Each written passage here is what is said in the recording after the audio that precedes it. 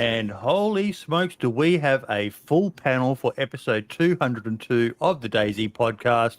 We are joined this week by our usual bevy of co-hosts, missing Cobra. He's caught up in traffic, apparently multiple accidents, stuff like that on some motorway in England. Bloody island's too small. They need to fucking just start expanding again. Oh, wait, no, that's bad to talk about England and colonialism. Oh, God, we're demonetized already. That's got to be a record. But Feral, how you doing, girlfriend? Doing very well, enjoying the sunshine over here. But yeah, all good. I tested out some servers over the week. Hey, excited to hear about them a little bit later. Devil, how you doing, buddy? Hello. Still on day of summer, you know. Man, I swear I could go gay for your voice, bro. It is just like molten lava. ASMR. He is an Italian stallion, this guy, isn't he? Oh, my God. King Alex, what about you, buddy? Does he do it for you? Yeah, he does it for me. But he'll have to buy me a drink first. I'm not that type of girl. How you doing, King Alex? I'm very well, mate. How are you? Not too bad. I think we're doing a lot better than the poor old Downbad team who are just going, what the hell? We thought we were here to talk DayZ, not bloody Italian stallions. How you doing? How you doing, Nova God? Man, I'm good. I'm happy to be here. Been wanting to be here since I was on console doing servers. So nice. It's always good to have someone who's got the full gamut of experience. It's one of the things we love about having Feral join the team. There's a lot of us PC master race gods who've just never played on console, but it's an important part of DayZ. So that's really from good. From the bottom to the top, you know. Joe, what about you, buddy? How you doing? To take it personally. Doing all good. Thanks for having us on the podcast. Our pleasure, mate. Our pleasure. And Specs, do we have your mic working yet? I don't think so. That's all right. Just keep trying, mate, and just keep talking. And Specs, for some poor reason, is having tech issues. But hey, it wouldn't be an episode of the DayZ Podcast without tech issues of some sort. I haven't had any yet, so he's here in the spirit. Yeah, he's doing it for me, taking the hit. So, Novo, tell us about the Downbad servers. I know, I think it was Cobra's talked about them in the past, I believe. Is that right? It could be. I reached out to you guys kind of for Joby and Specs. They're basically the creators of Downbad, and the reason, you know, that it's doing so well from their hard work. I'm just a lonely developer that works with a lot of different people and projects, but I'm mainly attached to them for the most part. Developer. What do you mean by a developer? Well, I break the server as much as I can. Crashes, you know, we love the whole gamut, really. I guess I'm more in line with bringing assets into the game, bringing other people kind of into the loop as far as other modders and people like that, because I have, you know, a lot more connections than Joby and Specs do in that regard. So yeah, I would say maybe I'm more in line with kind of the creative direction visually that the server's going. This work is very creative. So yeah, you know, that's why I reached out to you guys. I wanted to get on personally. I was like, well, what's the best way to get on? Well, let me get some people that actually have something going on to piggyback off of. So yeah, I'll let them basically tell you about the server. I mean, he's the creative force behind it, and the owner and everything else. Go for it. Tell us about it. What? So Downbad was really a vision I had. I've played a lot of DayZ, as most people that have made servers have done, and I wanted to create something that was more for the casual player in the community. something that didn't evolve only around PvP, but the full kind of modded experience. To do this, we needed to make a team. That's where Spec came in. Novo's got his kid. Between the two of us, we've kind of grown and developed an amazing team that are behind the servers. We've just got so many great people with great talents that make the server go around and work. And for me, that's what it's really about. And the players feel that. And we involve the players, the community, and most things that we do in the server, and they're the kind of driving factor in what we do. We started with quite a simple concept. We were kind of probably quite a bit more vanilla when we first started. But as we grew, we kind of slowly developed, and Novo would come up with his amazing ideas, and we'd kind of discuss it with the development team, and we just kept moving forward and getting momentum. And momentum was really what it was about. Every new wipe that we'd do, so every 4 weeks we'd wipe the servers, we'd add something new, whether it be quite small or quite big, but always something new and fresh that would keep the players occupied and busy and searching. Because when you really start a server, you don't have a big player base. So what we found is that we added new content, kept it very fresh, and kept the players busy that we did have, and just let it slowly grow. See, but when you say you're adding new content, one of the big challenges a lot of community servers face, King Alex, is how to differentiate themselves from other servers, because we've all seen the copy pasta servers, which is just pathetic, especially when they go so far as to try to imitate the name of, Day One. Everyone and his dog was doing it to them back in the day, King Alex. But it's hard to identify what you can do to stand out, because there's thousands of community servers out there. Yeah. So I would say one of the big things we did was our dynamic trader system. So we kind of thought all modded servers have a trader, but I only wanted it really to be in if we could think of a way that it would be completely different from anyone else, a really kind of identity. So we spoke to scripters and modders, and we came up with a trader which moves around the map. So it creates lots of PvP, lots of interaction. It means we can make amazing map edits that these traders kind of jump into. And we're kind of known for it right now. It's one of our kind of key features. So I have to say, when I played trader. Sorry, Devil? When I played Downbad. So there is no trade zone, safe zone after the trader. Right. Correct. Mm-hmm. What were you going to say, King Alex?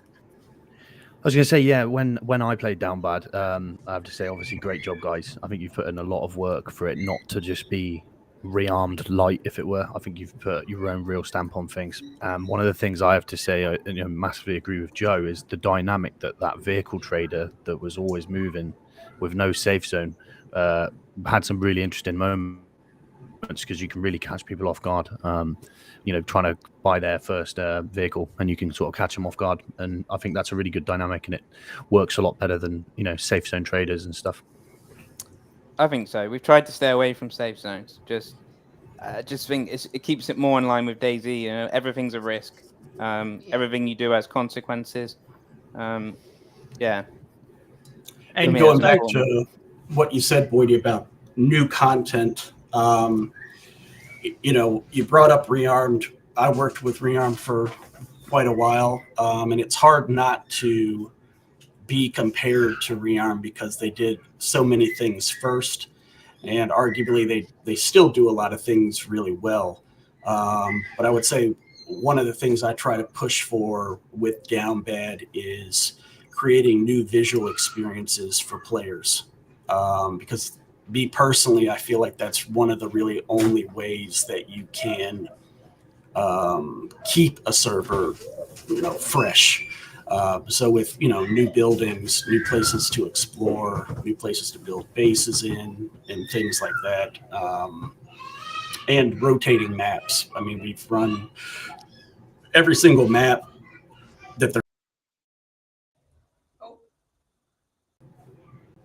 So, Doctor.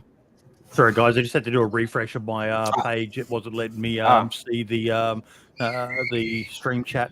But Here we are. it's one of the things. The safe zones can be an absolute nightmare, can't they, Ferrell? They just turn into you see a lot of people complain about base servers, everyone hiding in their bases. You have a safe zone trader, and you end up with half the server in there just talking shit, and it turns into a toxic nightmare, doesn't it, Ferrell? The worst thing about the safe zone thing is there's an end to it, and you get people camping that crossover from safe zone to the rest of the map. So safe zones aren't as safe as they sound.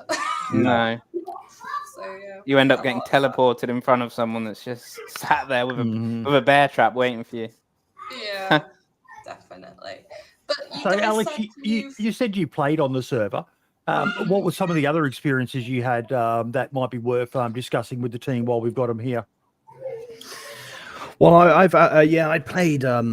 I believe it was Altaria was my first time I played with on your guys' server on Downbad, and that was a really good time. I had a lot of fun there, but I didn't really know too much about Downbad. And then I jumped in to the Bitterroot release, which was really good. That was great fun. I had a little run with Division on that. We teamed up and had some good times on Bitterroot, and that was a really good time. And like they said, they put a lot of effort into creating unique scenarios that you can find yourself in, and new, with the stashes and stuff like this. I think they're a really good way of getting you sort of back on your feet if you've lost a gunfight and stuff like that.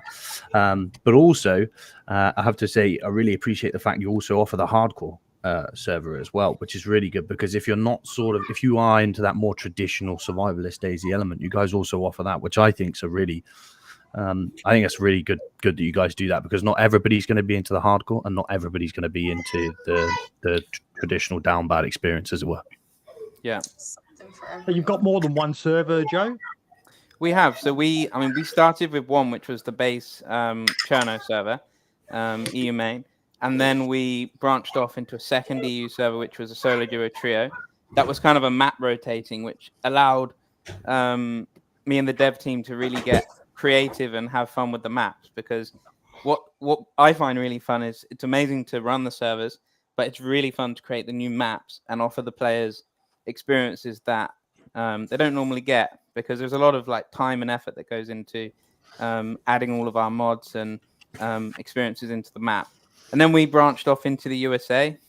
Specs is from the USA, so it was important that we made a foothold over there.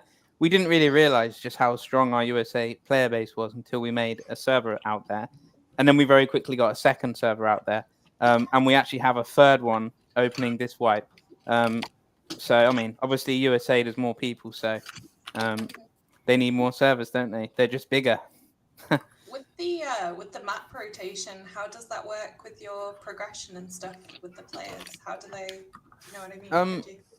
So when we map rotate, it's a fresh wipe. So we wipe, generally being modded, we have to wipe every 4 weeks, just because of the amount of loot and everything that's on the servers.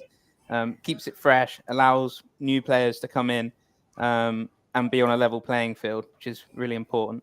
Because obviously we've got more armor and more guns than what a traditional vanilla server has. So people need to catch up. So everything's fresh when we rotate a map. So we generally do a poll. And then we just let the community vote. Oof. Now that is a spicy tamale right there, isn't it, Devil's Knock?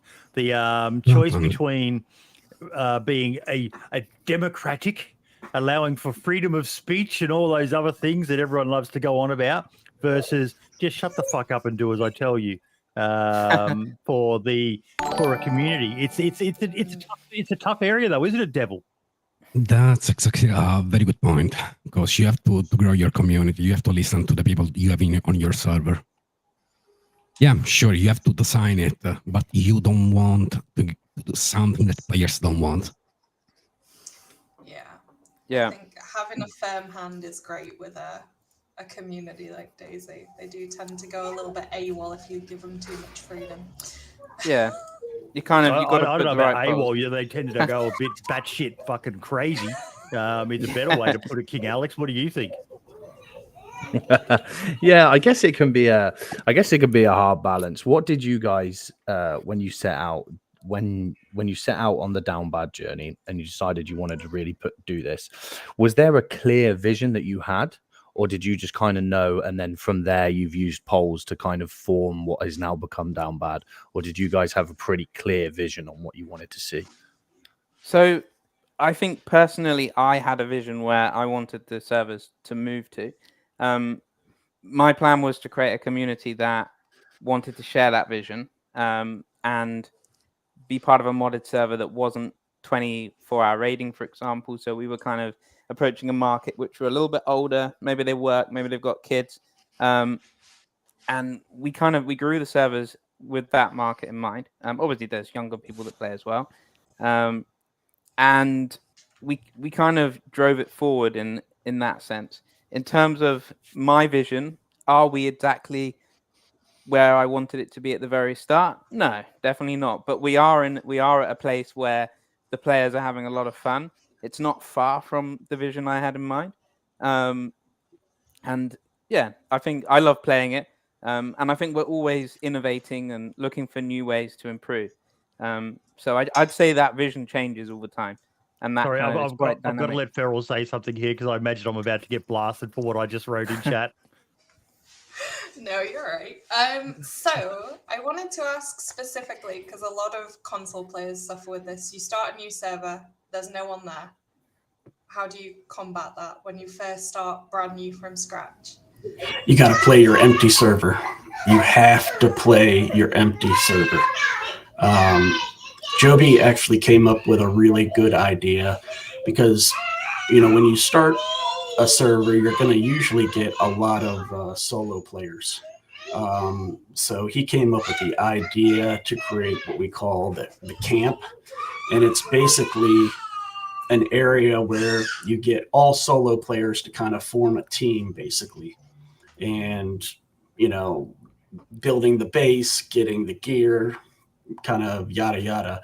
But what happens is, you get 15 people in this camp, maybe 2 or 3, they like each other, but they don't like the rest of the people. So they splinter off into their own group. And that's how you can create groups kind of. And is the camp a safe zone? Do people know? They can be raided. They want in there. Yeah, they can. It's a war or it's a peace zone. They can, whatever the story. So it's basically a player-run safe zone. It's only a safe zone because you're enforcing it. There's some rules of behavior in that zone, I'm guessing, and yeah, there's a mayor in there who kind of. It's a bit like what the village concept was for the OGs who remember that server. Yes, and that was a really big help to start creating groups that would then start to play more. And as new people came in, as we, kind of advertise that more and more, then you start to grow slow. A lot of people that start these servers, they think they're going to start and it's going to blow up because they got a cool name. They went on the workbench and they got all the, the mods that are popular, but that's not it. And also you're not going to make money. 99% of the servers out there barely cover costs. So if you're getting in this because you think, oh, you got a great idea and you're going to make money, well, you're going to have to get in line with the other people that think the exact same thing. It's a long process. It entails a lot from running the server to managing the server to sticking within BI's guidelines of what's acceptable for monetization. Correct. That's right there. And then also a big one is marketing. People forget you've got to go in all the Facebook groups, all the Reddit groups, and you've got to just hit the streets and post your Discord and what you're about every single place that allows it. And over time, 3 to 6 months, I would say probably after 6 months, if you don't have a steady, a steady group of people that are playing, it's time to just probably cut it and continue on. Unless you're really passionate about having your own server and you're in it for the long run, that's fine. But if you're in it to kind of about is that like turning point, Like, when do you, because obviously if you're not getting the community, do you give up on your dream and change your server? Or do you say, no, this is how I want this server to be? So there were many points, there were many times in our first 6 months where I could have thought to myself, we got to change this, we got to change that. But, you know, I had Novo and Specs, and we used to have meetings, and we'd kind of be like, no, we need to stick on this vision. It's working. We just, you know, we kind of stuck to a firm plan. But the turning point for us was, I'm going back to the camp, it created a lot of content creators. So the camp created an area which created stories, which meant content creators could engage with it. So we had Division coming in. That's a big thing to attract people, because there's I've got a mate who's a PvP god who's thinking about starting streaming, and I said to him, you need to come up with something, mate, because I gave him some stats. I just quickly jumped in and I checked Twitch, and there was over 100 people with one viewer, all streaming. And you've got to create a community, a server where it's not just about PvP, because there are a dime a dozen. The PvP servers out there. There's what I haven't checked it in a while, but Devil, you probably know, mate. How many community servers are there at the moment across the world? It's thousands, isn't it? More or less, we're talking about 20,000 on PC, another 10,000 on console each. Yeah, 20,000 servers, and you're trying to start something to stand out amongst that. So pretty much what you're saying there, Joe, is the same as what applies to streamers. You can't. It's not, not just that bullshit, thoughts and prayers thing about if you build it, they will come. No, they're not going to fucking come. You've got to market your fucking ass off. You've got to be out there and, speaking to people and finding out from the people who are coming, touching base with them, and, what did you like? What didn't you like? And being willing to compromise on your vision yourself, but it's still got to remain faithful to what you like, doesn't it, King Alex? You can't go complete away from your vision, because then it just becomes a chore and you're not going to enjoy running your server, because there's a lot of work, and there's not, you're not going to get McMansion rich from running a server, are you, Alex? No, you're not, unless you get, sort of 100,000 people paying for Prio. But, chances of that happening are quite slim. But I get what you're saying about you need to stick to your vision, because, like you said, you do need to make adjustments. But at the end of the day, if you're constantly bending to every whim of every player, you're going to have such an incoherent server. It's not going to have a server feel.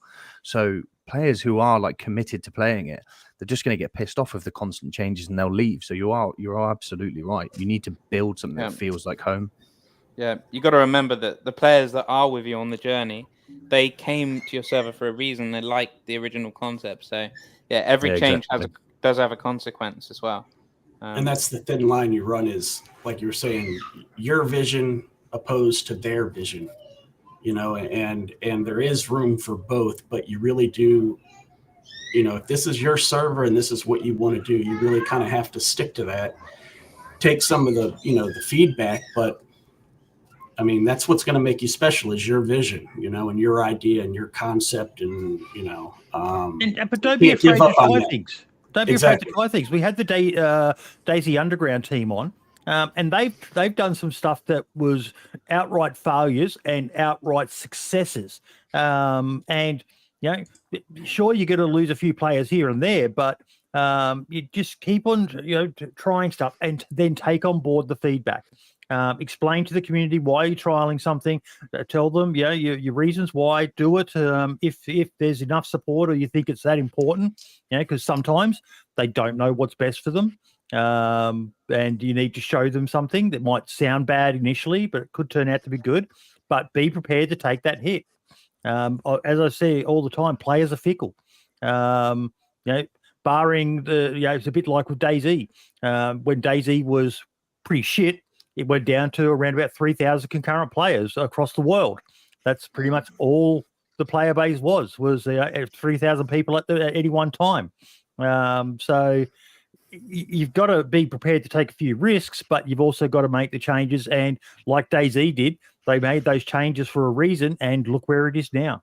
You got to have a long-term vision and stick to that. Is that something you guys have always tried to consider, Joe? I would say so. Yeah, I think you hit it bang on. We're very careful with what we change and what we don't change, and everything we discuss in our development meetings, and with the players as well. We do polls for some things, not all things, because polls can also confuse us on what people want, or you end up with we know if we polled certain things, it will end up with a 50-50 split. So it's kind of it's a poll not really worth doing. But yeah, and I think another thing is we talk to the players a lot. We're with them.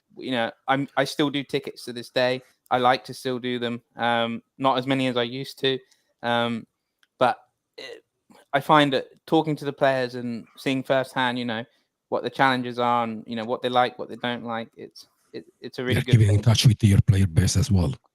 Yeah, exactly. Like the moment I don't know what main kind of people are playing on our servers is the moment I'm not in touch with our community. And Specs is the same. Nippy, Toast, all our developers, Novo. Like I can ask any of them; they know all the groups on the servers, and that's important. As well as our admin team. You're really taking the temperature of your community like regularly. And when you do a poll, do you see it as like the people have spoken, or no, I'm just seeing what people think, and whether or not we implement it is up to us? How do you approach that? I think the temperature thing, yeah. Not everything's implemented, but it gives us an idea of the direction that most of the community would like, or if it's something that is completely against the direction we should go. For sure. Have you got any examples of things that you thought, oh, that's an amazing idea, and once your community had kind of had their say, you really backtracked on it? So I can give one, which is sleeping bags. Very controversial subject in modded servers. All different modded servers do them in different ways. Obviously, I believe they're more of a Rust thing that have sneaked their way into DayZ. Rearm probably were the first ones for doing it, so they're like a benchmark for sleeping bags. Then other servers would have followed. Now, it's something that I think casual players like, PvP players like, because they can get back in the base and they don't have to run from the coast. Now, I'm somebody that doesn't like sleeping bags. I like to spawn on the coast and there be life in the map, running up the map. If you have too many sleeping bags, you ruin that kind of balance of, seeing someone in below your airfield, for example, because like everyone just spawns in their base. Play. Exactly. So we came up with an idea, which was one-use sleeping bags. So you can find a sleeping bag, you can use it once, and then it's ruined, it's gone. Whereas a lot of servers just you find a sleeping bag and it's with you and for your kind of whole time on playing on that server. But we found it gives players the choice of, do I spawn on my bag or do I keep it for something that's more important, which then brings more players back down to the coast and they can travel up.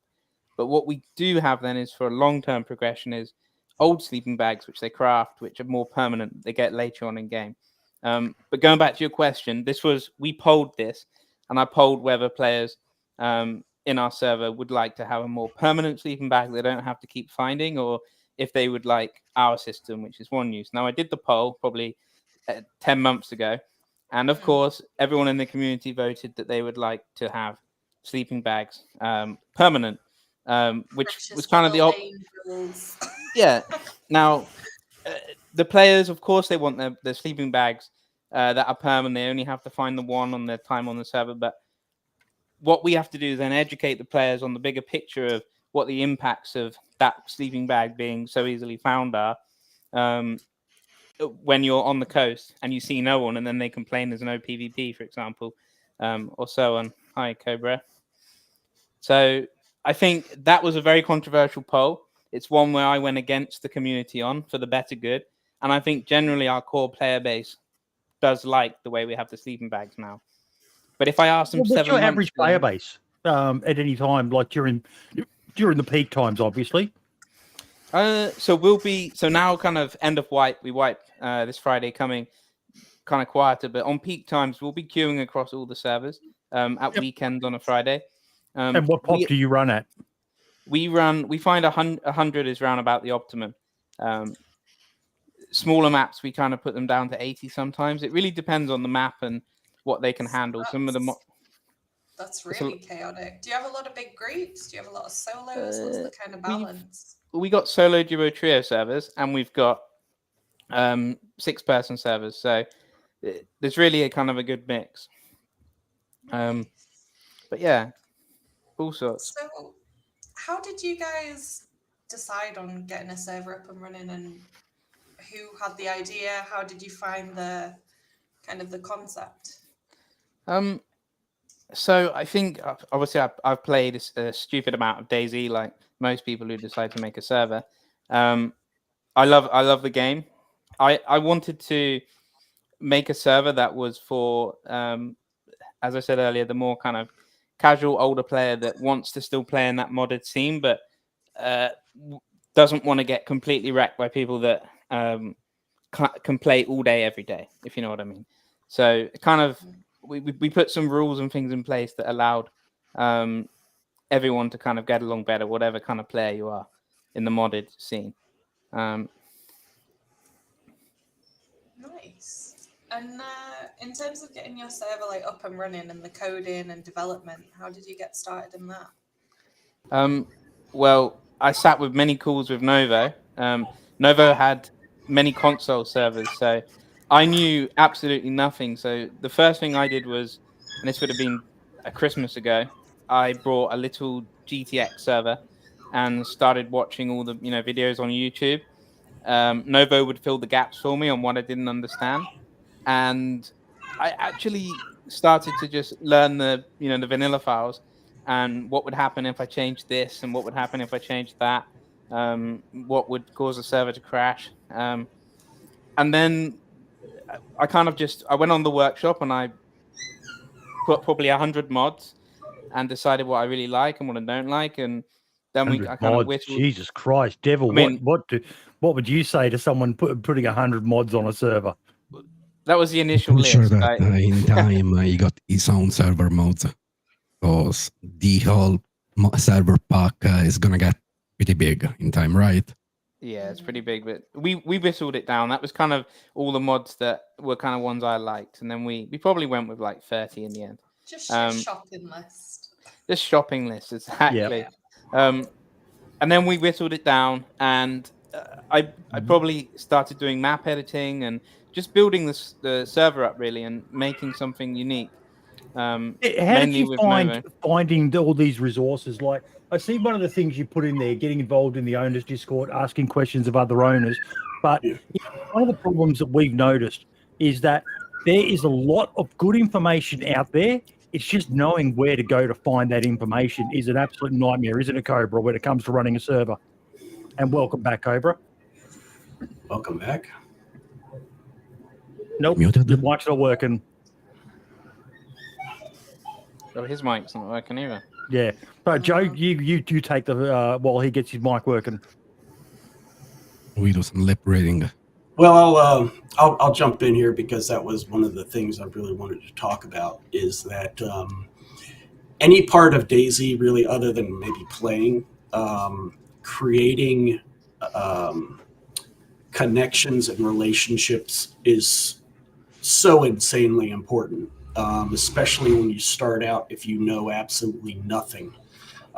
So yeah, there are some good resources. There's some bad resources.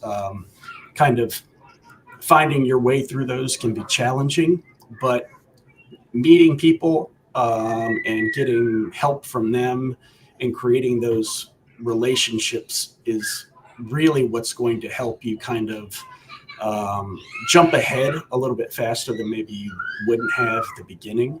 So, like I met Joby and the rest of his group when we would all be playing Rearmed, actually. And I was doing mapping and some other dev work for Rearmed at the same time. So he already kind of knew that I knew a little bit more than nothing. Okay.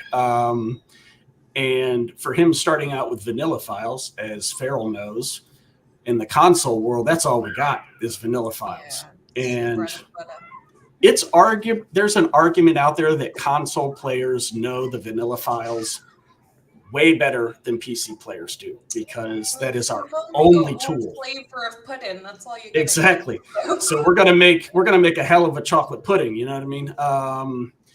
So yeah, finding someone You can have your chocolate pudding. I'll have my triple decadent chocolate, death by chocolate mud cake. Yeah. Baked Alaska frosting, cherries on top, and you guys Don't can have make your yourself sick now. chocolate pound cake pudding. Yeah, you know, and getting involved in like Devil knows the Infusion Discord, the editor Discord. Balshad's Discord is probably the best XML Discord there is. I mean, that's kind of where I got my start. And reading, and a big thing I think is just reading the chat and seeing what problems people are having, and just seeing how they're being coached through it instead of asking the same question over and over. When I started, I would just read the chat.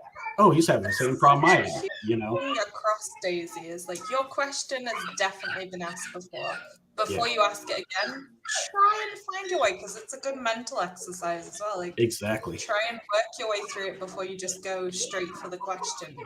But there is a lot of gatekeeping, you know. That is a big problem with the community at large. So, you know, getting involved in these Discords, seeing maybe who's more helpful than not, and approaching them or getting in a conversation with them and starting that, especially on the server owner side, is very important. Hey, how are you guys handling cheaters? You know, hey, you know, what settings are you using for, you know, better server performance, things like that.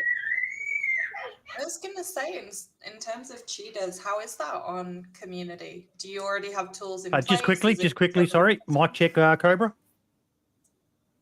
Nope. Nothing, buddy. He's got a little cross by his signal.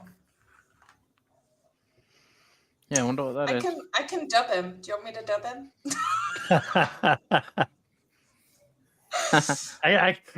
Actually, Alex, can you do an artist impression of what Cobra just said, mate?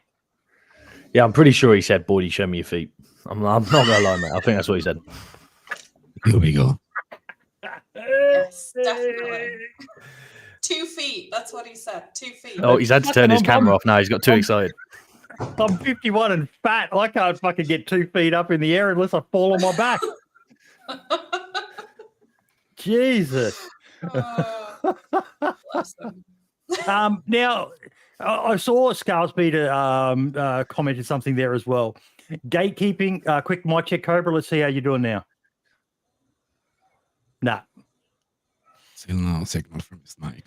But yeah, it's a big issue, isn't it, guys? Nova, I'll go back to you on this one, mate. The gatekeeping I get it. I understand.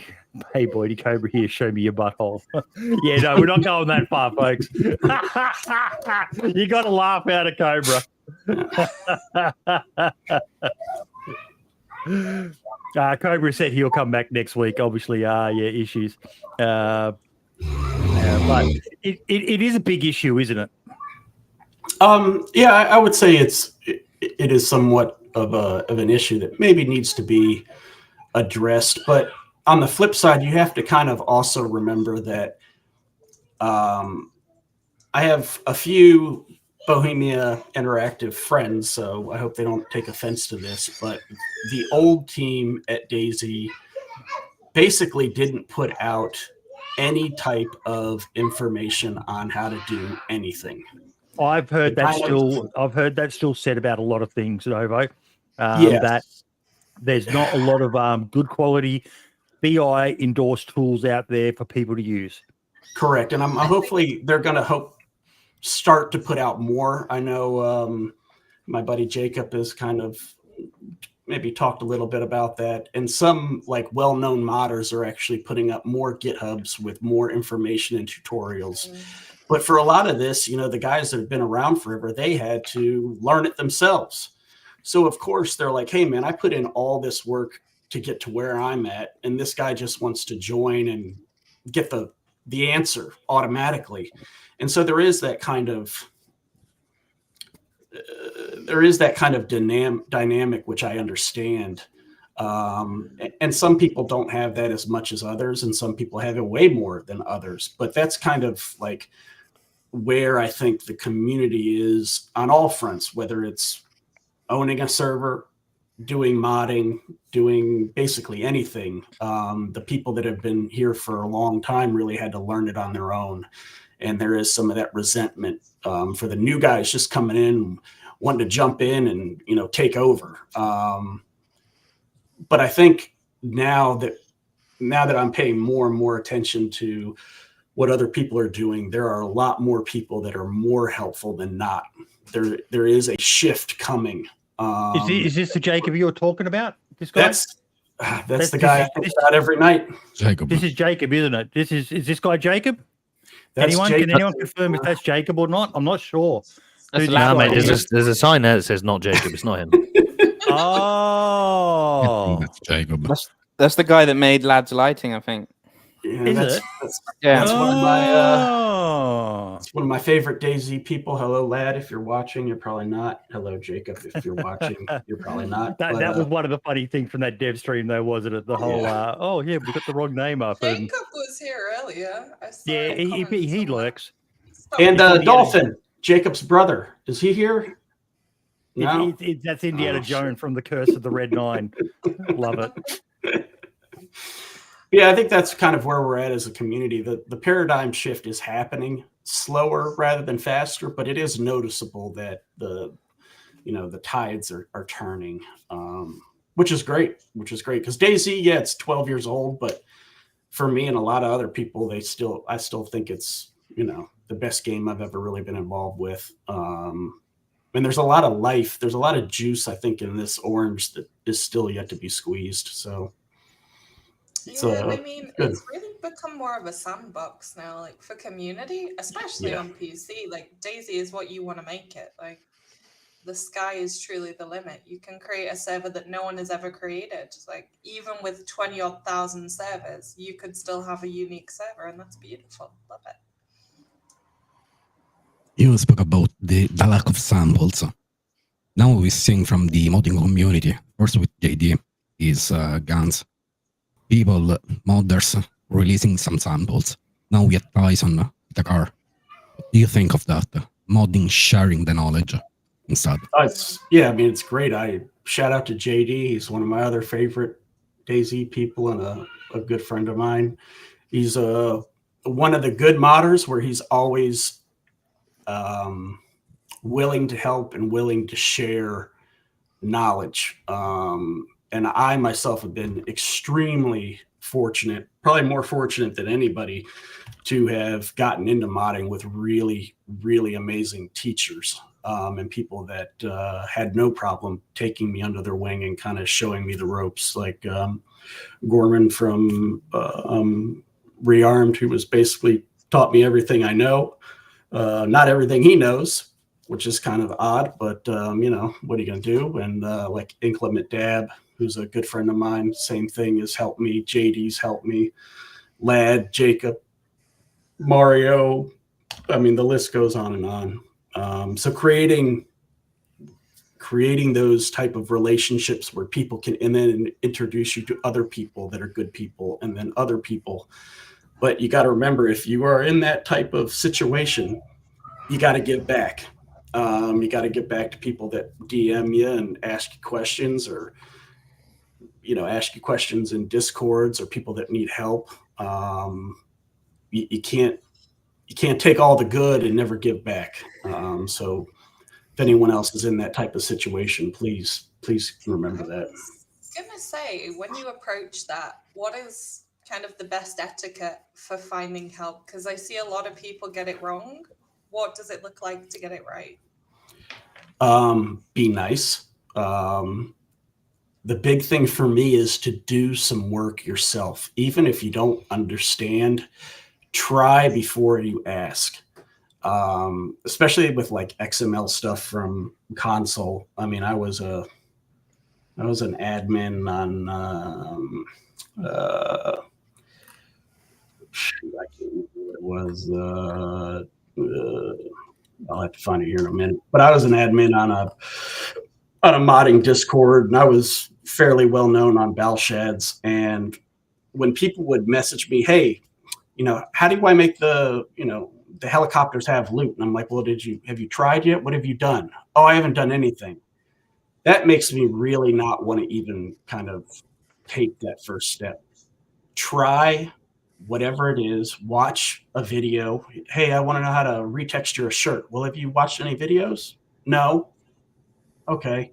Well, let's start there. How about you go watch a video, give it a shot yourself, and you still can't do it, then message me, and then I'll see the thing there is, though, that, like was said before by someone, there's some good info out there and there's some bad info out there. Yes. And that's actually something that we've been talking about in the past, and we've now got kind of like the missing piece of the puzzle for us, someone who actually knows proper web design, Ferrell, who we're going to stab in the back to help design something where we can try to collate as much of this, not the knowledge. It's not going to be like the website is where all the info is stored, but a place where you could go to, and we're going to try to simplify the process of finding where all this information is, because there's a lot really out good there. Signposting system. Yeah, that's an amazing idea. But again, even if you watch a video that tells you how to do everything wrong, at least you've taken the 15 minutes to at least try and figure something out, or try to educate yourself before you ask. Well, one of our guys on our team, Connor, is doing that at the moment. He's working on his skills in that, and half of our little internal team chat is filled with him milking Devil for information, and other people. It's like, I'm doing this, but I can't get. And he understands a bit of that just gross you guys out, the idea of him milking Devil. I've milked Devil a few times myself. It's not as bad as it sounds, really. Easy to tell you. Easy to tell you. Everyone wants a piece of that cannoli, don't they, King Alex? Yeah, mate, he needs to take the N out of his name.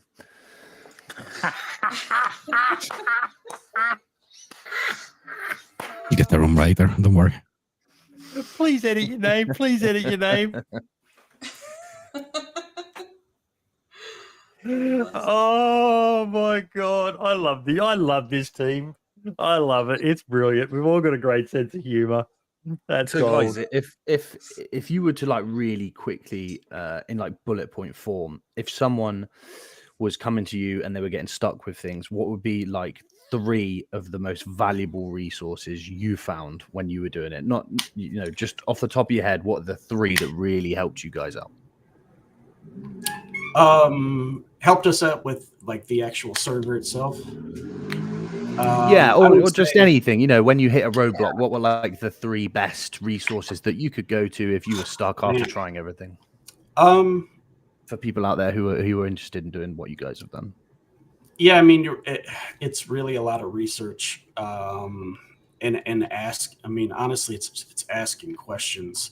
I think every server owner has run into an issue where, the server won't start. You've added something, or you've changed something.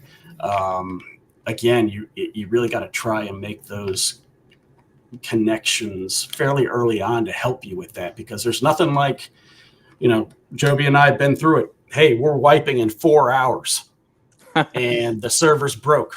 And who knows what it is? Could have been one of my things I uploaded more times than not. It could have been missing a semicolon in a line of code. So having someone that you can fall back on, like, hey, I could send, Lad a message or Dab a message or War Dog a message, say, hey, does this code look right? Would this cause a crash? And more times than not, they'll message me right back. Say, oh yeah, you fucked this up. This is going to crash. I think getting your server on the GitHub software or program that for us was a big help, because it we have multiple people working on the servers, so we can track everything through there. So if Novo adds a building and a config for it, we know we can see that and we can revert it. If Nippy does changes to JSONs for events, we can see that. If Crash Pepper changes clothing, we can see that. And we know exactly what's going on, so we can always track and be like, okay, server's crashing. What was the last 3 things we did? And it's all there on the GitHub for us to see. And GitHub has a lot of really cool resources as well, especially for new developers, people who might never have looked at a piece of code before in their lives. Like GitHub is still usable. Challenging. Like I found it really challenging. Like when we first added it just before wipe, I managed to revert a massive amount of stuff accidentally, and do all sorts of weird stuff. But once you get the hang of it, it's good. Yeah. Yeah, their version control is awesome, and especially if you're working in a team, it's good that you guys are using it that way. Very cool. Oh yeah, I wouldn't want to run 5 servers without it. It would be a nightmare. It'd be grey before you know it. Yeah. So let me just have a quick look where we got up to. So what about your mods? Do you manage that through GitHub as well, or how do you manage all the mods that you're using? So a lot of the mods as we move more to custom content, which is where all servers want to get to, so you're not reliant on anything from Steam really. The more we get into our server pack, and obviously all the configs and the JSONs and all the other bits and pieces that go with the mods are all on the GitHub. So that's all set up on there and then pushed onto each separate server box. But we still use, there's still some staple mods like Code Lock, for example, Breaching Charge, those sorts of ones that people use. But generally, most of our mods are becoming custom and they're in the server pack now. And how would you go about that if you're you see other dudes who are running a server, they've just got into starting to create their own server pack? How do you go from using someone else's mods to transition into your own sort of pack? I think in the first 6 months to a year, I would recommend people use mods off the Steam Workshop only, because generally they're always updated by as long as you pick ones that are made by well-known modders, generally they're always updated with Bohemia updates, which is what you want. They've got instructions, they've got all the README files in them. I would always go for mods that you see other servers use and you know they work. Obviously, there could still be a clash if your mod structure is slightly different, but generally, first 6 months to a year, you should be able to set up a really good server with what's available on the workshop. Then, as your server gets traction, you start to work with different modders and scripters and people like Novo, and you can start to make your own custom content. But I would honestly say the first 6 months, I would focus on community rather than custom content, to be honest, and gameplay. There is something that is an off topic in here. What do you do? How do you handle when, for example, someone takes something out of your server pack and repacks it, which is something that hurts a server? Yes. Yeah. I mean, honestly, I think people just need to. Your stuff's going to get stolen. Okay. It's going to get stolen. So just if you go into it knowing that it's probably going to happen, then you don't worry about it. I mean, I don't know how much of my stuff has been taken. Probably not much of it, but it's going to happen. And there's a whole thing you can do with the DMCA stuff and this, that, and the other. But do you really want to waste all your time checking out other servers to see if they've got what you have? No. Is it really worth it in the long run? There's an argument. I say these people who are just stealing things to quickly cobble together a server are not going to put in the effort it takes to maintain a community. They're going to steal it and they're going to put it on their server with 2 people and no real game plan on how to use it. So I mean, I wouldn't be as concerned with that as you're starting off. Maybe if you become some huge server, then you can really start to invest a lot of time into that. But there's so many tools out there that will crack open your mod. For some of the folks that put, backdoors to be able to turn your mod off if you're not on a whitelist, you can get around that super easy. There's no way to keep it all to yourself. So just kind of forget that dream of being able to be super locked down and no one's ever. You being the guy that import models, would you add something that is identifiable, like that as a piece from Downbad? I did that on a Branding few of my tool. models. Yeah. Like some like watermarking. But again, it's like, like, okay, I'm going to go onto a server. I'm going to see like a building I've done. Am I going to like run around and check it out? Probably not. It's just like, it's not really, for me personally, it's not that worth it. It's also a little easier for me because I import ridiculous stuff that no one else has imported. So if I see it somewhere else, it's really going to stick out like a sore thumb. But yeah, I guess it really becomes, how important it is to you to make sure that your stuff is nowhere else. And if that's really important to you, God bless you, get out there and take the necessary steps. But if it's not that important to you and you kind of know that it's going to happen regardless of how many roadblocks you put in the way, if someone's smart enough or willing enough to put enough time into it, then it's going to be there. And if you're a well-known modder, or if you're someone that is in the modding community, people are going to find out, and you're going to be blackballed pretty heavily. It's more if you want the recognition of your work, that, right? Yeah. Like, I don't really want recognition.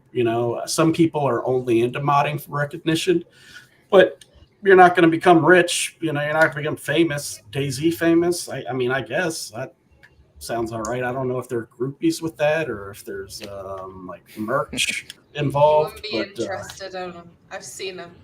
Yeah. Not worth it. But I think what's more important is, like, for you, Devil, is that you know so much about the ins and out of the engine. And if you want to do something super creative, you're able to do it because of how knowledgeable you are. And that's probably more important than importing a silly building that you might find on another server, so. Yeah, that's right. But generally, we had even people that were part of the team, their feeling was that, you do something, it gets even copied, not just straight up stolen, gets copied.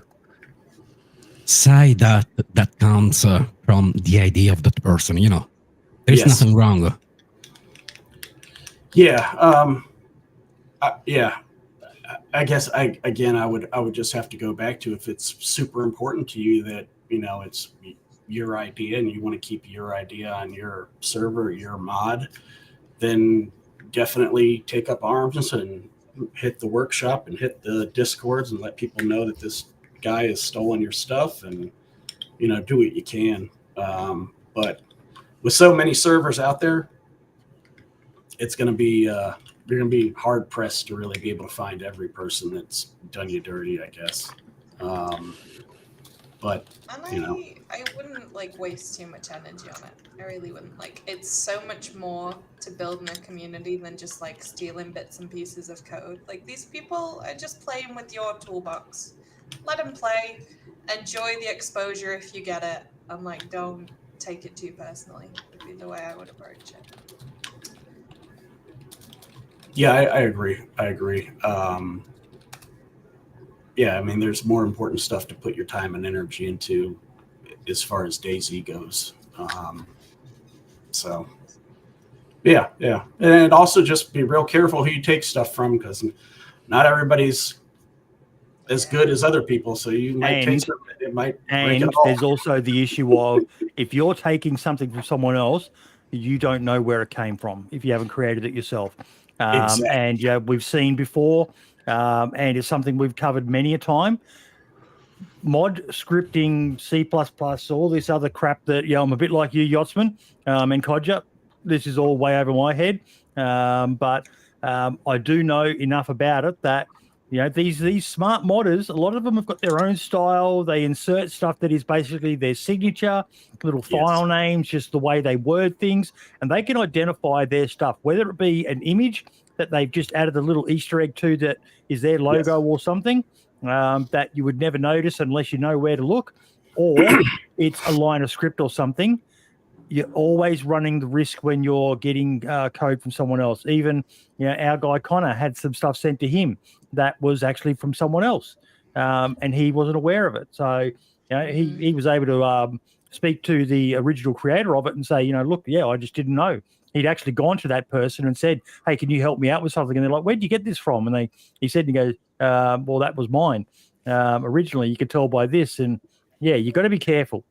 It's better going to the source and just asking for help, or asking someone else how to do something and creating it without having that cloud over you, A lot of the time, it's not always malicious either, is it, Devil? It's just there's an ethic behind it. Devil, you're the true. You've got a lot of connections here, mate. What's your take on this for someone starting off? So, of course, when people start off with modding, they're gonna have a look at other people on how they do things. Yeah, you could write straight up copy what's in there, put it in your mod, or you can always learn from it. Try to get why that is working that way. You get examples from others. You have to make connections. If you want to make connections, you have to do it the right way. You go to that person. Hey, I did this like you did, not that I copied that and he slapped it in my code and it doesn't work. As Novo said before, you have to learn by mistakes. You have to try doing your things. There are some good eggs out there as well. And I want to actually do a screen share. Don't worry, it's not a video, so it's not going to crash the stream. But when you're looking for stuff, there are some people out there like our boy Rag Tyson who are prepared to share knowledge for people to help learn. And this, I'm not sure if we covered it last week. I don't think we did because this came out right around the time. But this was actually going to be my individual shout out this week, was Rag Tyson. I thought I would share some knowledge I gained over the last years and release a new vehicle source. This should serve as a reference and or resource for learning how vehicles work in DayZ. And he's got a GitHub link, everything in there for his Land Rover. So there are ways to go out there and legitimately get this knowledge without having to essentially steal it from someone else. Yeah. There are people. This was why I brought that up, actually, because I saw him do this and I was like, for vehicles, like people don't understand how big that is to get like a step-by-step instruction on doing that. And he's also a super helpful and nice guy. Very, very easy to talk to. So that's a really good shout out. He's a good egg. I like the guy. I always have, always will. And he's just, good people. Good people do good things. And just as an up to this as well. Sorry, I just want to do one last thing before I go to you. This is again, modders. You need to be advertising yourselves better. But I've just shared in the chat. He also has a Patreon. So you could see he shared that information. He didn't even link to it. But I know he has one. You could join it for free, or he's got 19 members. He makes a massive now. Brace yourselves. I hope you're sitting down here, folks. But he is raking in the big bucks. $16.79 a month. Hey, what an absolute! Oh my God, he's rolling in the dough. And pretty much the best vehicles out there, or some of the best vehicles out there. We use them on Downbad. Very good. Yeah, I think people who want to share this information, they are kind of shy to overmarket themselves. So they rely on people to do it, to like put their name out there, and they deserve it. Most people who do this kind of modding where they want to share, their heart is in so much of the right place. Like they really do deserve the shout outs. Yeah, and he's a guy that didn't get into it to be famous. He's just a guy that likes the game and likes figuring stuff out. Those are the people. And he's got a great sense of humor. I love the guy. Some of the memes he sends me, oh my God, they're so funny. You want to align yourself with those type of people because they are going to help you. Especially him, mate. He's a German who's got a sense of humor. I didn't think that was a thing. I don't know. Wow, I've been to Germany. Wow. No, it's just that meme. Just that meme about them being very stoic and serious and all the rest of it. But King Alex, you've heard that one before, haven't you? Yeah, mate. Yeah, no, I know that I can't remember the meme off the top of my head, but yeah, I know exactly which one you mean. And thank you so much for all the gift subs and all the other activity, folks. I know we don't pay a lot of attention to it, but it's just kind of how we roll here. But yeah, we do appreciate it nonetheless because it does go a long way. We've actually got something happening very soon. Let me just quickly share something else before we get back on topic. We have a gift in the mail to the one and only Dance of Jesus, folks. We like to do little thank yous to people who not just that we like, but who've done a lot for DayZ. And Dance of Jesus is one of those guys. He's been around forever. He was part of DayZ expansion, and I just love the guy. Even if all he does is sit there and spin trees and play shit in buckets as the environment designer, but I still love the guy. I got to spend a great night with him at the DayZ Unite event. He looks like Carl from The Walking Dead. He's a tiny little guy, and he had this cowboy hat on, and but no, I love the guy, and I can't wait for him to get his present. He's got to open it when I've got a camera on so I can record his reaction because it's brilliant what we're sending him. Infected predator meat, yeah. Quick question there. Who's Joby's favorite admin on the DB team? Oh, that would be a naughty question. Favorite admin. Ooh, you're on the spot. You can't deny Scottish days here. I know Scottish is very good. He is very good. I don't know, but they're all too good. They're all too good. Oh, cop out! They're all equal in my eyes. That was very diplomatic. I love all my children equally. Exactly. No, they all do. Are you trying to become a fucking politician, Joe? It's a bit like that in the server, to be honest. But no, the admin team are all amazing on Downbad. Like, the servers wouldn't be where they are today without them. So he says he'll take that. So you managed to skirt that one. Yeah. Have we covered pretty much all of the areas? Because you guys gave us a lot of really good topic prompts, and I noticed you in particular, Ferrell, were referring back to it and bringing up some of the questions there. But is there anything else that you guys really want to talk about before we get some questions from the audience? I would say one of the things, one of the bullet points I put on there was, as we're talking about who's your favorite admin, is, how to develop a really strong management team. Yes. Okay. This is a great topic because that can make or break. You see it all the time on DayZ Reddit, admin abuse, badmins. That is so important. Have you had a badmin? I think every server's had one. Yeah. And how did you guys handle it? You don't need to name names, but no, we won't. How did you become aware of it? What did you do? What actions did you take? Have you had any people potentially heading down that line and managed to reform them and turn them into a good one? I think our admin team is very structured. We've got, as I said, 4 servers, 1 more coming. It's important for us that the admins that are on the server can play the servers and also admin. So we have them very split. That's a risky thing to do. It is, but that's one of the first lines. But it comes back to that thing of, Alex, where's the joy in running a server if you can't play it? Then it pretty much does become a business. Yeah. So it's a 6 of one, half a dozen of the other, isn't it, King Alex? Yeah, but then you've also got to look at it at the point of view of, if you can't trust an admin to not mess about while they're playing, can you trust them as an admin, full stop?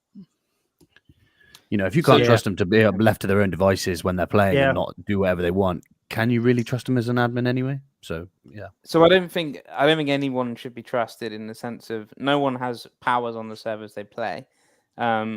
We have them structured in a way that they only have admin powers on the servers they don't play. So they play one server and they admin the other 3. And then all of their Discord perms and everything have been really well structured and set up. So they're completely isolated. On the server they play, it's like an island. They don't see anything or have any interaction with any admin tools or anything. And then the other 3 servers they're involved with, all the tickets and catching cheaters and all the other admin duties, events, and so on. And Specs, who we're lucky to have, he runs a pretty big company in America, and he structured our entire admin team and set it up really, really well. And yeah, we've got a heavy structure from trial admins up to community managers, and we develop them all slowly up.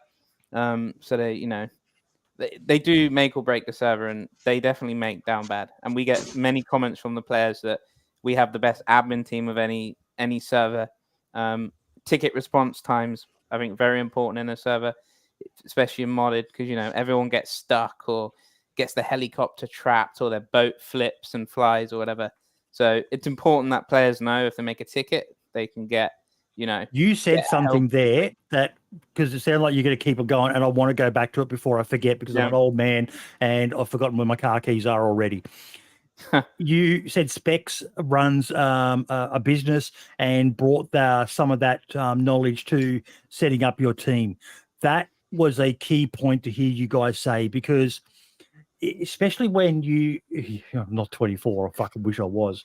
But if you don't set yourself up well, you're setting yourself up for failure. Having that setup, it's one of the things that's always held us back here at 87.8 is I don't take this that serious, to be honest.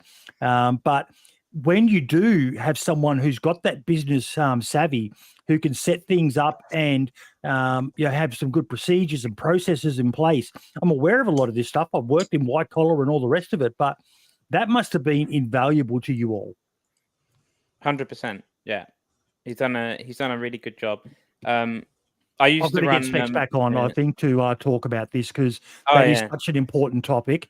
So carry on about what he did. What things he instituted and. Yeah, so for 6 months, it was mainly me and Specs that did the tickets. We had 2 servers and we ran around like mad things just doing it. But when you've only got 1 server, you can't really have admins playing and being an admin, because it's just never ever going to work. So we did the tickets between us. We were then like, okay, we need to get a second server purely because we need to not be doing tickets anymore for a while, because you're going to burn out doing tickets.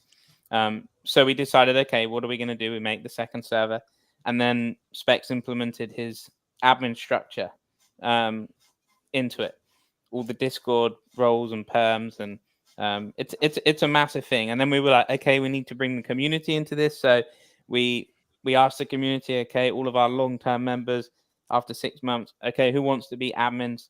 And we brought a load of them in, and we split the servers up, and we realized that with a big community all involved in Downbad, we could grow servers and get enough base pop to grow more. So it kind of, the whole admin team ties into the whole philosophy of the servers and the big community drive that we have behind it. So you jumped into like multiple servers sort of before you were ready, for the sake of kind of growing your admin team. That's really, I really wouldn't have expected that. Really against cool. my best attempts. I told him not to expand as much as he did, but I probably was wrong about that.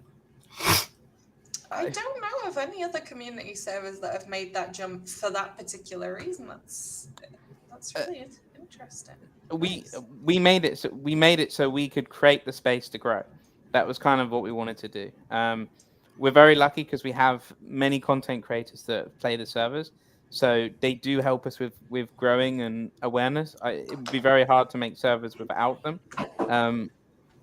Do you do anything to incentivize that particularly, to kind of pull in creators? Or when we first started out, you can't, like, the bigger creators are never really gonna, you can message them and they'll respond to you, or maybe we'll come check out the server or whatever, but it's generally they're not really going to come near your server unless you give them a reason to.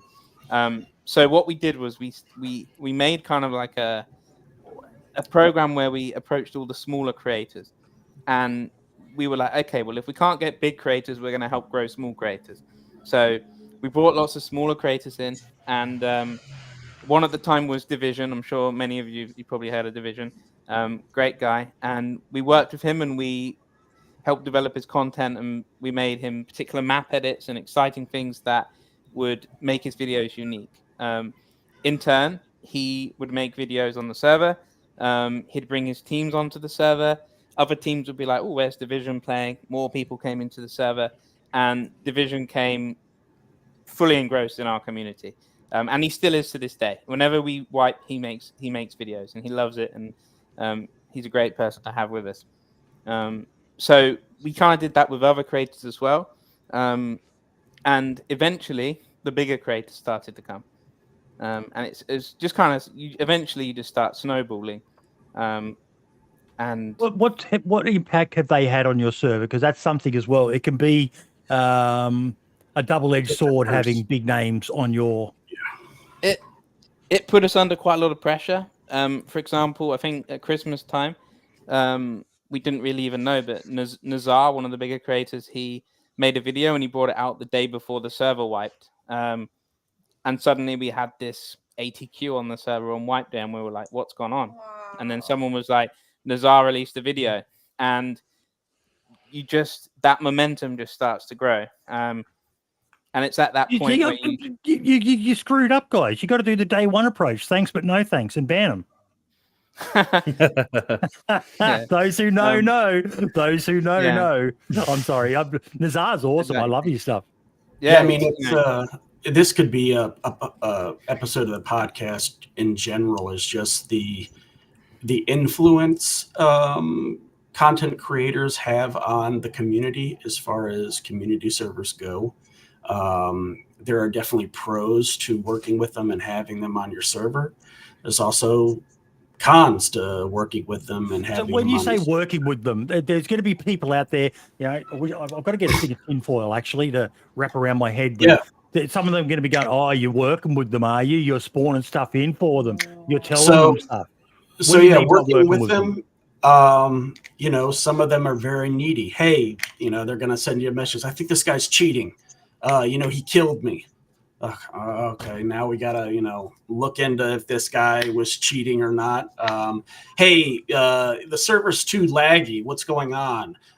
Hey, you know, I have ghost bullets. I don't seem to be hitting any, my shots. And so working with them, yes, working with them as far as, you know, their critiques of your server as they're playing. Some dislike dying. Some don't believe it when they do die. Some you're talking about the King Alex types, aren't you? The divas, the big types. Yeah. You know. Oh my God, I'm crazy. I'd never die. Yeah, that vibe. But yeah, you know, that part is very stressful and hard because if you have like a big streamer out there and he's trying to make a video on your server and he comes back, he says, "Oh, this is bad. You know, it's too laggy," and then they never put out the video. It's like, okay, well, I may have blown that shot of getting some residual players coming to the server from watching him. You know, we do things like make custom edits for them to go to spice up their videos. I bring in custom assets, like if there's certain ideas they have or they don't know what to do for a video. You know, one of the things I brought in were tree houses.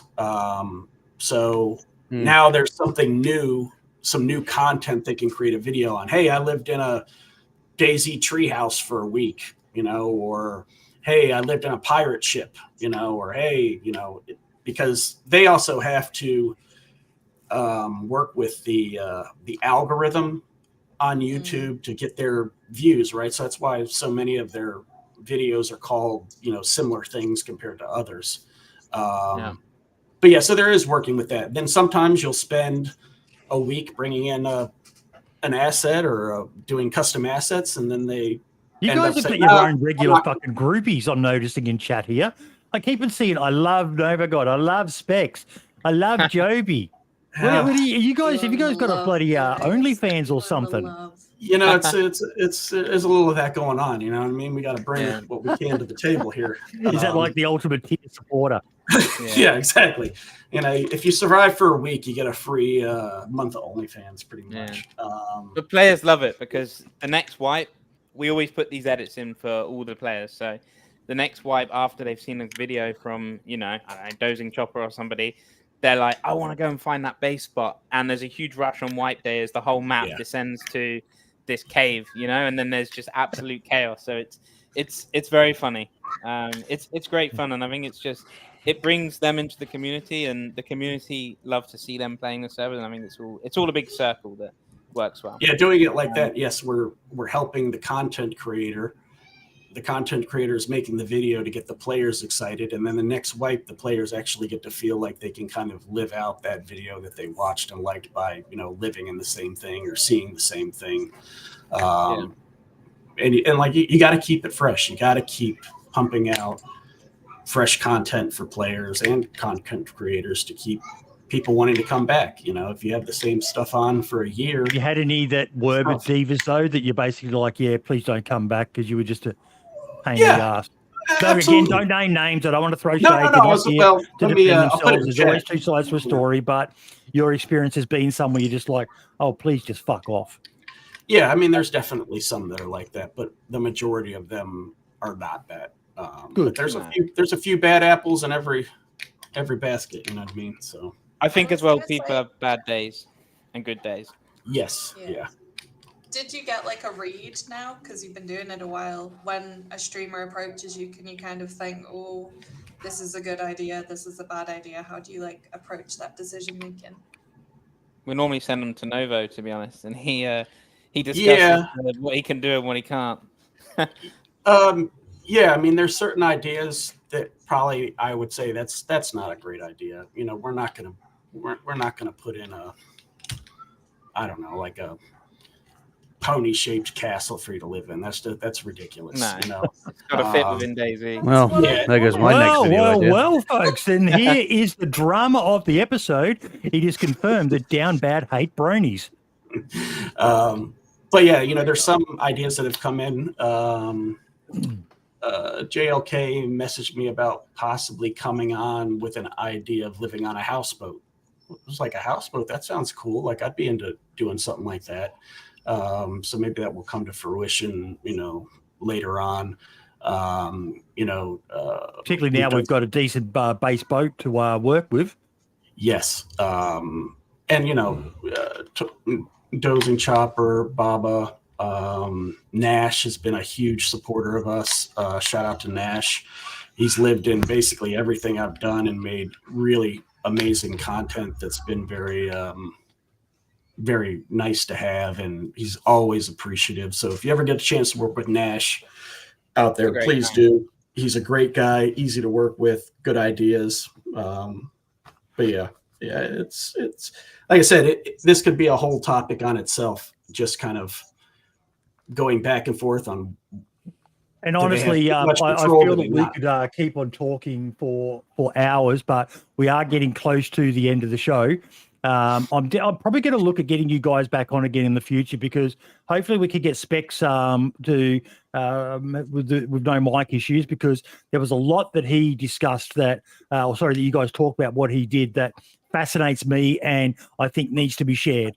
That business approach to running a server, and we're not just talking about turning it into a money-making machine, but into an efficient machine. And someone who's been high up in an organization, if he runs some sort of company, is it known what he runs, or is that kept quiet? Don't say it. Don't say it then. Just say, it is known.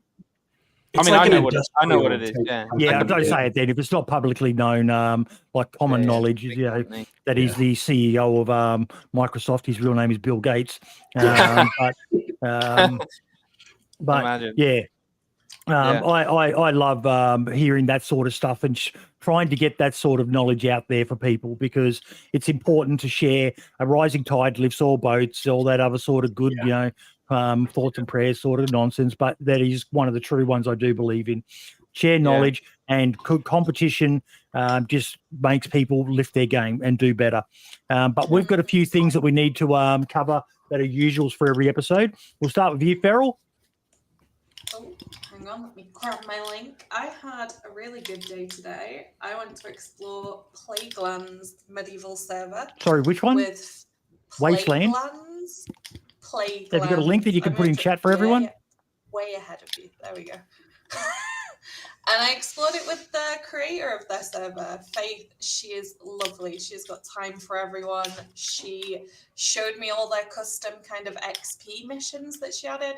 Basically, she has created a whole new game within DayZ. It's insane, the level of detail. Like, it is a truly unique experience, especially on console. And I'm going to try and post a few of her clips later this week because she really deserves it. It's an amazing experience. And for someone who has played for like 2 years, I've never seen anything like that. Like, the level of like attention to detail is just phenomenal. Like, you really about as much detail as a chocolate pudding can have. Well, yeah.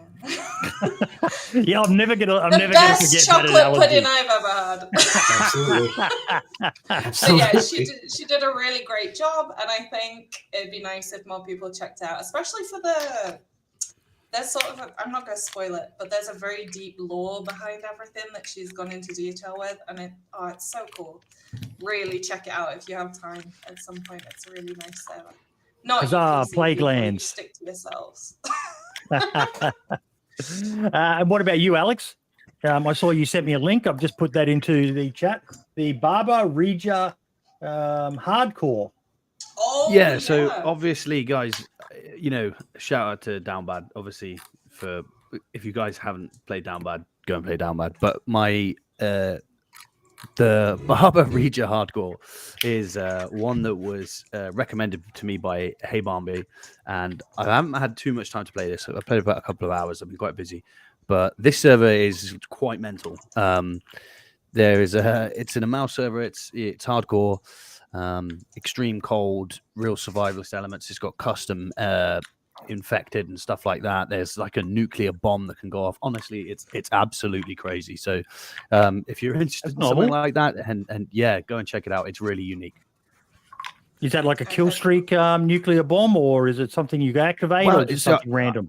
I didn't manage to catch one when I was playing, but I caught it on Hey Bambi's stream, and he put me onto it. And I think it's just some kind of like a random occurring event that happens. There's like radiation, so you have to get radiation shoot and stuff. But yeah, Bambi put me onto it. I managed to get a couple hours in this week.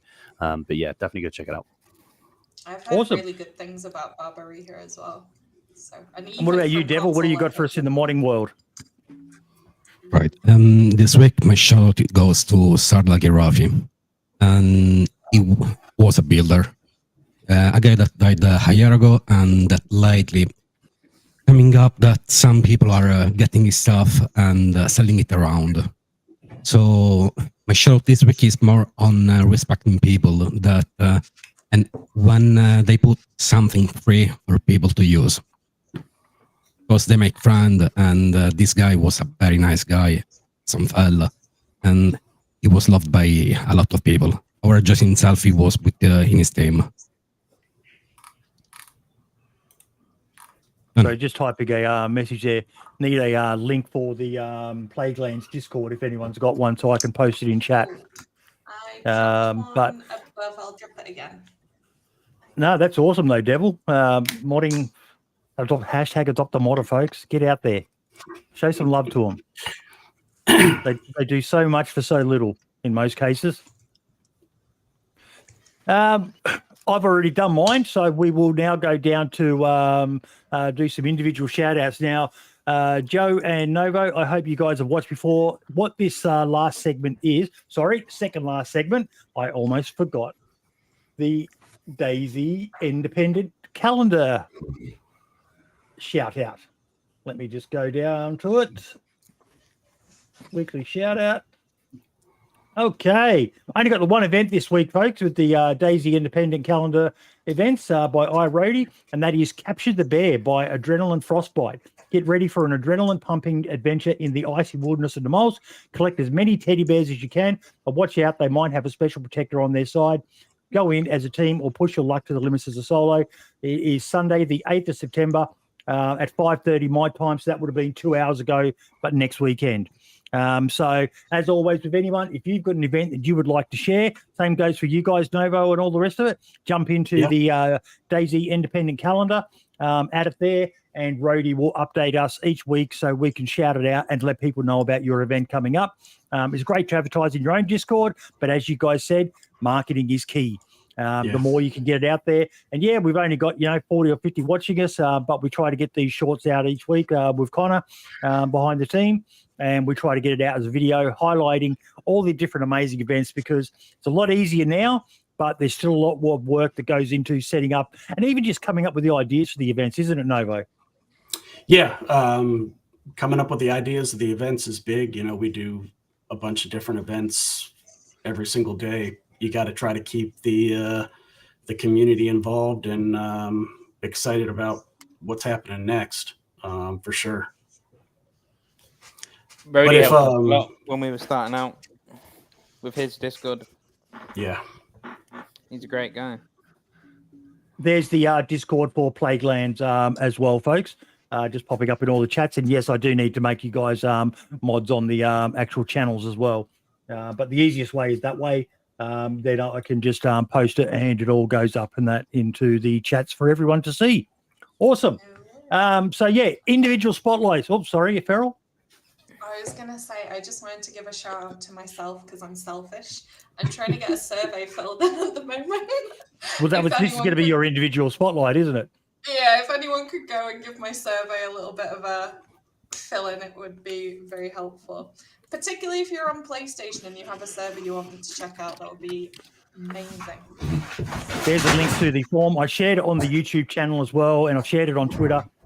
It's just a handful of questions. Takes anywhere from 2 to 10 minutes, depending on how much detail you want to add. And it's completely anonymous.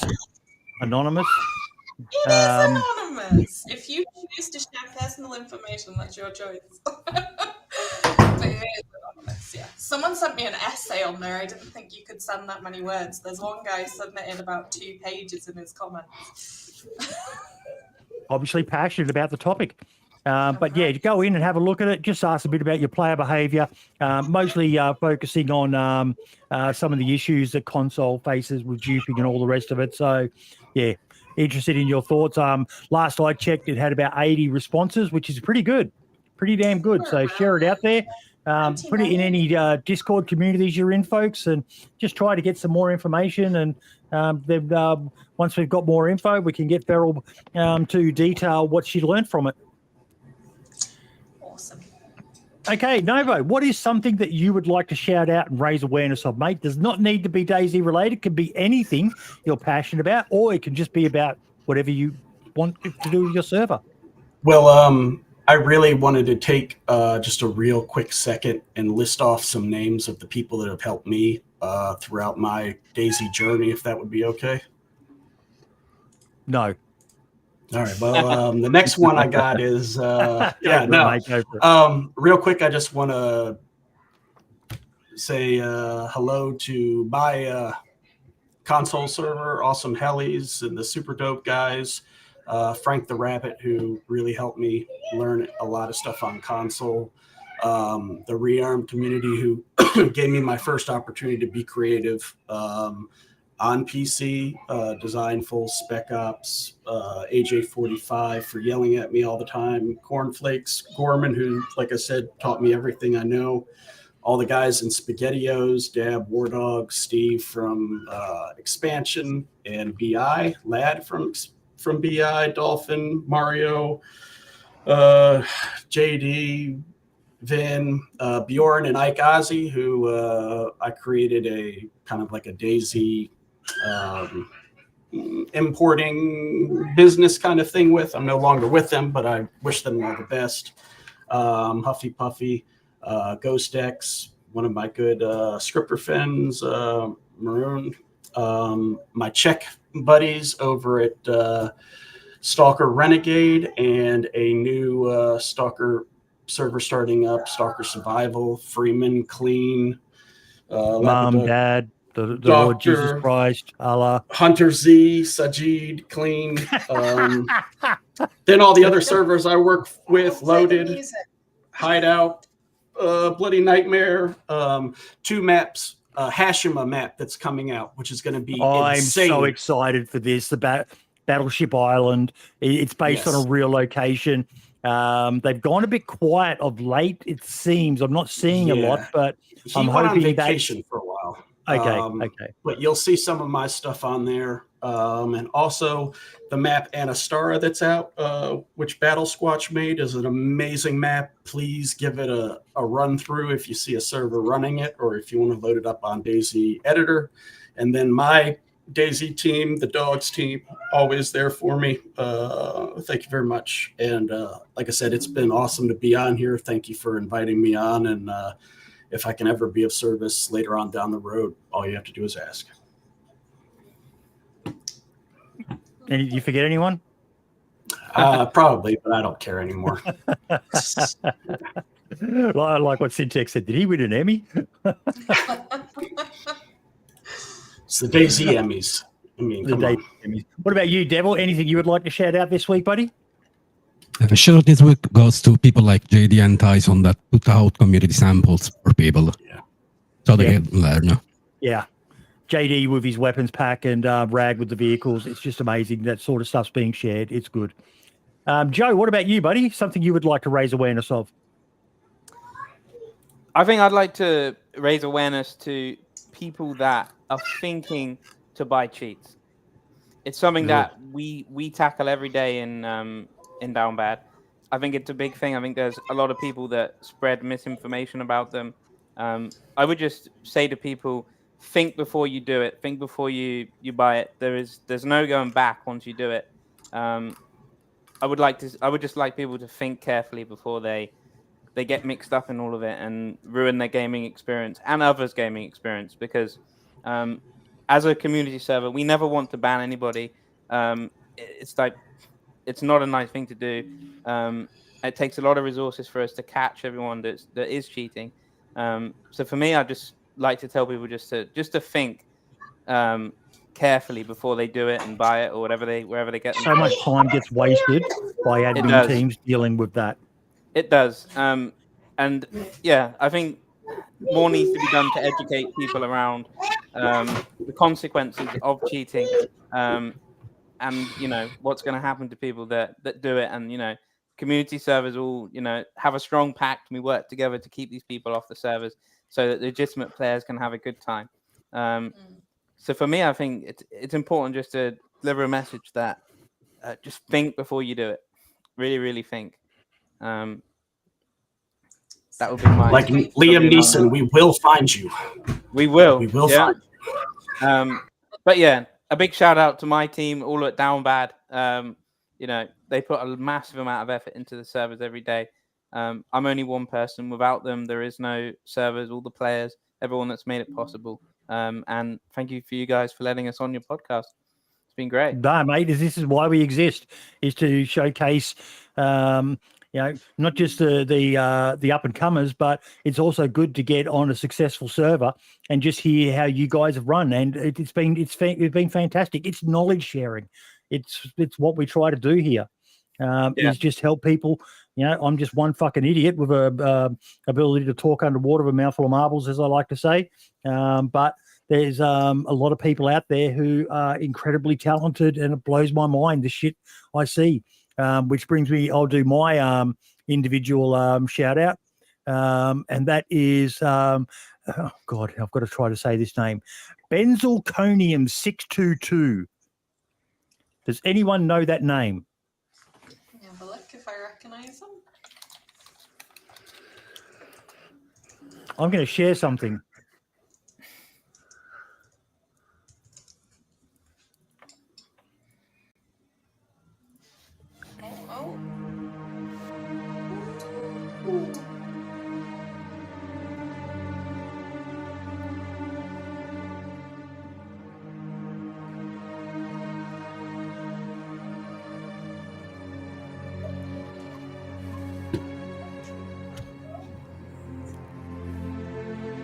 How awesome is this? Very cool. Beautiful. I'm on Cobra.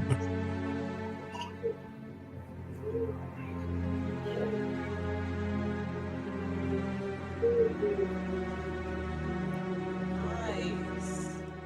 Guys, really packed some detail in there.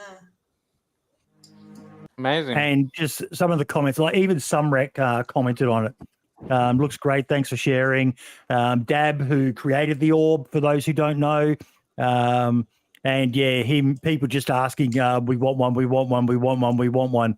But just absolutely brilliant. And yeah, find a way to share your talent with people, folks, whether it be you're an artist or you're a creator or you're just a fucking talking mouth on a big fat body like me. So just share what you can somehow. The more that we share beautiful stuff like that, the better it is. There's so much shit getting shared that's all toxic in nature, and that when this is the sort of stuff I really love to talk about. That is just absolutely stunningly beautiful, so creative, and yeah, I was blown away. So I've reached out to Benzel to see if we can't come up with something, because one of the favourite giveaways we've done here was the two figurines that Petty made, the Yellow King and Hannah, that we gave away. One got given to Scotty because Scotty is just Scotty and he's a fucking legend. And the other one got won by Michael, who then forwarded it on to Skullspeeder. So Skullspeeder now has, hands down, one of the best Yellow King fan arts I've ever seen. Just this figurine that is posable and just looks like the Yellow King. Nails in the helmet and everything. Fucking amazing.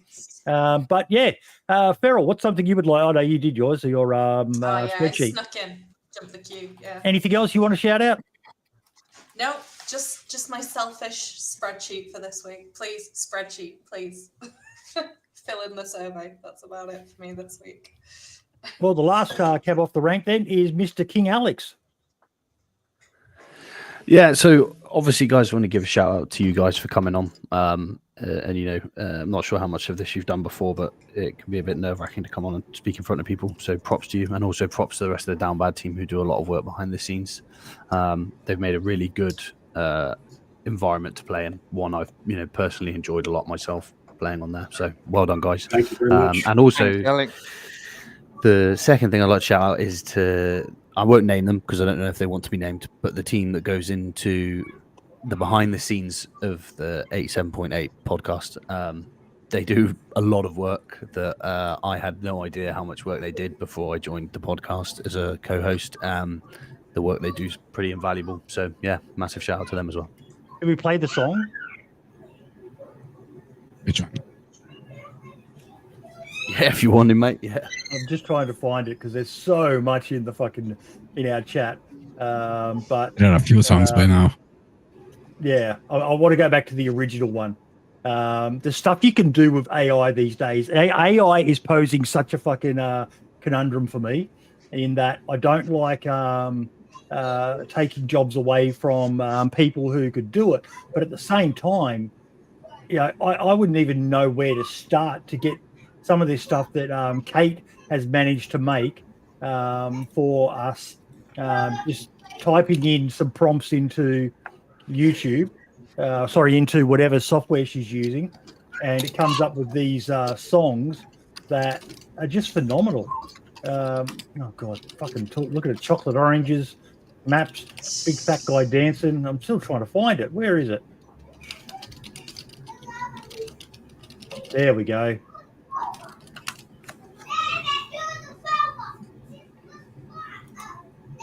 One second. Got to make sure that the audio comes through for you.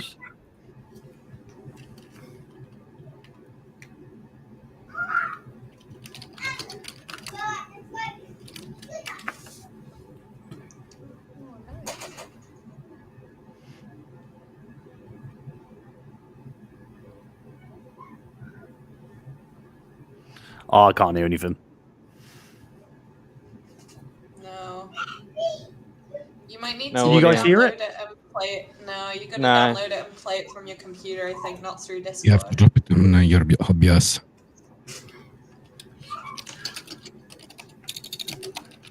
Oh, 1 second.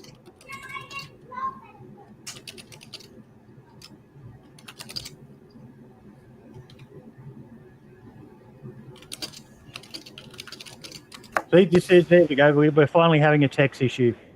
Let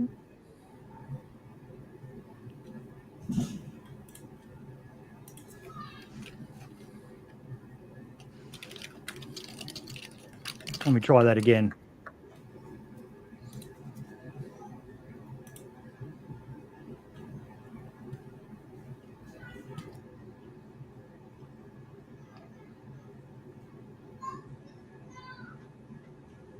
And I have no idea how to play it. Okay, let me.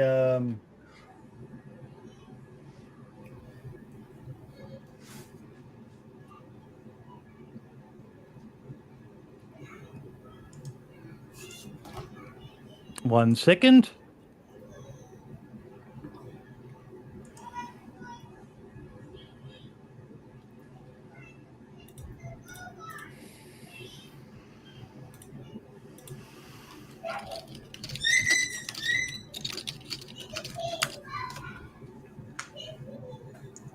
No, I can't get it working because I'm a boomer.